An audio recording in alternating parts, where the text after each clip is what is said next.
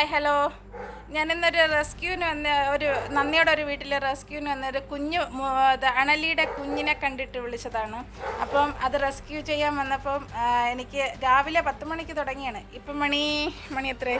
മണി 3:15 ഇത്രയും നേരം അതിൻ്റെ സെർച്ചിങ്ങും അതിൻ്റെ റെസ്ക്യൂ ആയിട്ട് നിൽക്കുകയായിരുന്നു. ഫൈനലി കിട്ടിയത് എത്രയാണെന്ന് അറിയണ്ടേ? 63 റസൽസ് വൈപ്പറിൻ്റെ കുഞ്ഞുങ്ങളെ നമുക്ക് കിട്ടിയിരിക്കുകയാണ്. 63 അണലി കുഞ്ഞുങ്ങൾ. അപ്പോൾ അതിനെ ഒന്ന് കാണണ്ടേ? കാണിച്ചു തരേ.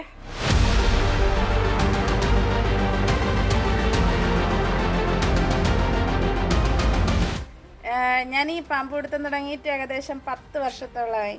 എന്നിട്ട് ഇത് എൻ്റെ ലൈഫിൽ ഇന്നാദ്യമായിട്ടാണ് ഇത്രയും അണലി കുഞ്ഞുങ്ങളെ ഞാൻ റെസ്ക്യൂ ചെയ്യുന്നത്. അതിന് ദൈവത്തോട് ഒരുപാട് നന്ദി പറയുന്നുണ്ട്. എന്നെ സ്നേഹിക്കുന്ന എല്ലാവർക്കും ഒരുപാട് താങ്ക്സ് പറയുന്നുണ്ട്. പക്ഷേ ഇങ്ങനെ ഞാൻ 2 എണ്ണം റെസ്ക്യൂ ചെയ്തിട്ട് ഇത്രയും കാണുമെന്ന് പ്രതീക്ഷിച്ചില്ല. അതിൻ്റെ അമ്മയെ കിട്ടിയിട്ടില്ല. അവിടെ മതിലിൻ്റെ ബേസ്മെൻറ്റിൽ 2-3 ഹോള്, നല്ലതുപോലെ ഹോളുണ്ട്. അപ്പോൾ അതിനകത്ത് കാണാൻ ചാൻസ് ഉണ്ട്. മതിൽ പൊളിക്കാതെ നമുക്ക് എടുക്കാൻ പറ്റത്തില്ലല്ലോ. പിന്നെ വീട്ടുകാരുടെ അടുത്ത് പറഞ്ഞിട്ടുണ്ട് ആ നിമിഷം അത് പുറത്തിറങ്ങാൻ ഒന്ന് ശ്രദ്ധിച്ചോളണമെന്ന് പറഞ്ഞിട്ടുണ്ട്. പട്ടിയുണ്ട് ഈ വീട്ടിൽ. അപ്പോൾ പട്ടി കണ്ടുപിടിക്കും, ഉറപ്പാണ്. പട്ടിയും പൂച്ചയുണ്ടെങ്കിൽ നമ്മുടെ വീട്ടിൽ പാമ്പ് വരണമെങ്കിൽ അവരാണ് കണ്ടുപിടിച്ച് തരുന്നത്.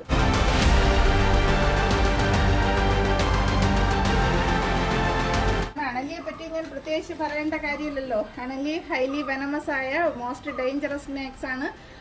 നമ്മൾ 360 ഡിഗ്രിയും ചലിക്കാനുള്ള ശേഷി ഇതിനുണ്ട്. ഏത് ദിശയിലേക്കും ചാടിക്കടിക്കാനുള്ള ഒരു കപ്പാസിറ്റി അണലിക്കുണ്ട്.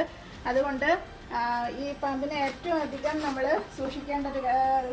പേടിക്കേണ്ട ഒരു കാര്യമുണ്ട്. പിന്നെ ഇപ്പോൾ ഈ ടൈം എന്ന് പറയുന്നത് പാമ്പ് മുട്ടയിടുന്ന ടൈമും ഇണ ചേരുന്ന ടൈമാണ്. എന്ന് വെച്ചാൽ ചൂട് സമയം. അപ്പം മുട്ട വിരിഞ്ഞിറങ്ങുന്ന ടൈം കൂടി ആവുകൊണ്ട് എല്ലാവരും ഒന്ന് ശ്രദ്ധിക്കുക. വീടിൻ്റെ പരിസരമൊക്കെ നല്ലതുപോലെ ഒന്ന് വാച്ച് ചെയ്യുക. ഇതുപോലെ ഒരു കുഞ്ഞിനെ അല്ലെങ്കിൽ 2 കുഞ്ഞിനെയൊക്കെ നമ്മൾ വീട് പരിസരത്ത് കാണുമ്പോൾ റെസ്ക്യൂവേഴ്സിനെ വിളിക്കും.